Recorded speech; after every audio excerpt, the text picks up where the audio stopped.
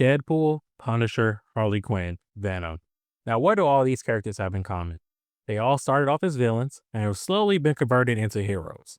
Now, don't get me wrong, I love each and every one of those characters I just mentioned to a certain degree. There's nothing wrong with a little moral ambiguity in comics, but I'd be lying if I said the anti hero epidemic isn't getting old fast. It seems as soon as a villain gets popular enough, they shift towards being a vigilante or a hero of some sorts. But whatever happened to letting bad guys be bad guys? Well, today we're going to focus on a question I've been having for a while now. Is the rise of anti-heroes in comics a problem? Well, let's find out. First, let's look at why anti-heroes are so appealing. They're often seen as realistic characters who, unlike traditional heroes, aren't bound by any rules or societal expectations.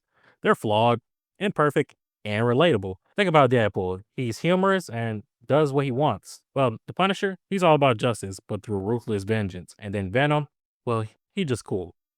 So here's the issue. While these characters are fun to watch, their popularity raises some questions about the messages comics are sending to audiences. Now, anti-heroes often blur the lines between good and evil. In their pursuit of justice, they resort to methods that are, well, less than heroic. Think about Frank Castle, aka the Punisher. He's a man who doesn't hesitate to kill, and Venom, at times, often shows us that being good or bad depends on your perspective. But this makes for some great action.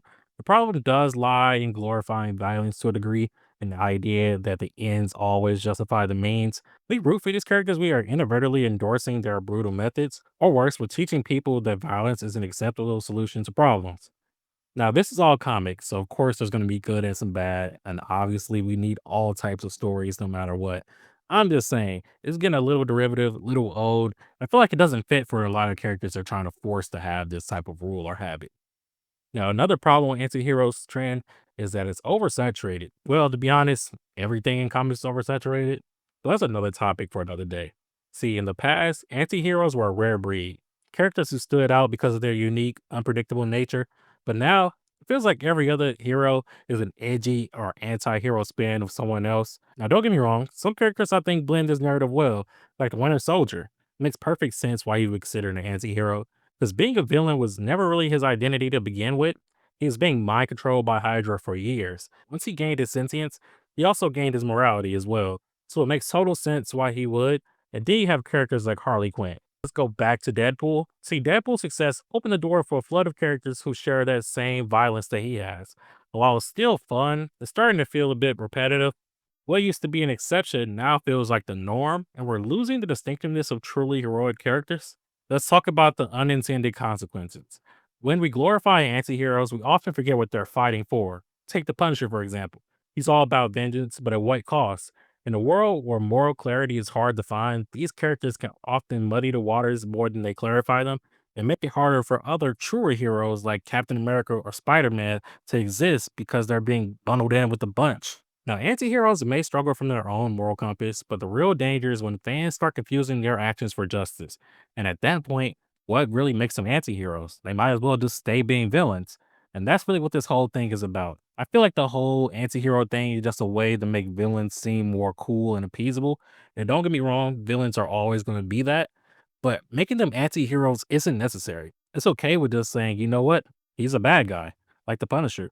Sure, he has a lot of good things, and sure, he helps out from time to time. But when you really look down into it, he's really no different from a lot of the villains he's facing against and other heroes face against.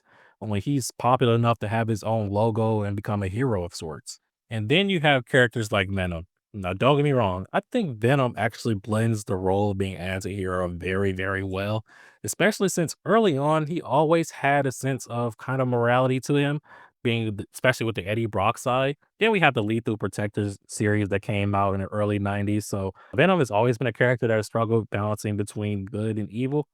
But at what cost? I mean, it's to the point that we have 3 Venom movies with no Spider-Man, and everyone's asking the question, why hasn't Spider-Man been in those movies?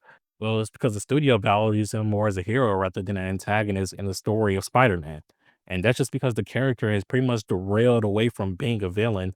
And in pretty much in every media now, Venom is a good guy. But now it's come to the point that a lot of Venom's moments outside of the King in Black storyline have been pretty much boring.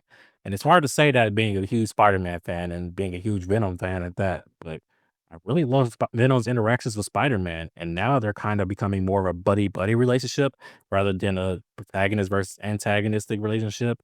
And yeah, I really wish we can go back to the old days. But who knows? With the new Ultimate Spider-Man comic out, maybe I'll get a little bit of that old Venom I love. And don't get it twisted. I know a lot of these characters I named have been a lot of Marvel characters, but DC has this same problem too. When it comes to characters like Red Hood, I feel like DC doesn't even know what they want to do with anti-heroes at this point. When you think about it, Batman is kind of like the perfect anti-hero within himself. I mean, when you think of a good guy who also can do a little bad, it really boils down to Batman. The only difference is he doesn't kill. But then you have characters like Red Hood, where Red Hood, of course, had his own mental problems similar to Winter Soldier, but I feel like they're really kind of forcing the agenda of him being an anti-hero because it really doesn't make sense why the rest of the Bat family would be cool with having this guy around. Like, don't get me wrong, he was the previous Robin. They do love and appreciate him like a brother, but Batman is a character who punishes criminals for way less than Jason Todd has done. And those criminals are arguably just as insane or even more insane as Jason.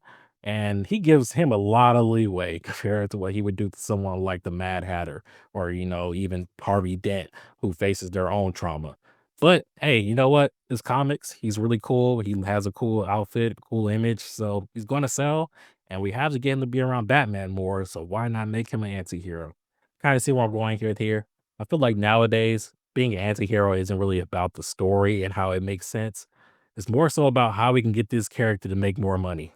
And unfortunately, I'm not totally against it because more money means more comics means more stories and more creators out there, but at what cost, you know? Now, comic book heroes will always hold a special place in my heart, but the future of storytelling should strike a balance. We need to remind ourselves that while anti-heroes are fun and thrilling, true heroism is about more than just breaking the rules. It's about standing up for something greater than ourselves and to also have a code, something that separates you from the villains you're fighting in the first place. But that's my video here. So go ahead and comment down below. What do you think about anti-heroes? Do you think it's oversaturated and becoming a problem like I do? Or do you think we need more of it or we're not getting enough?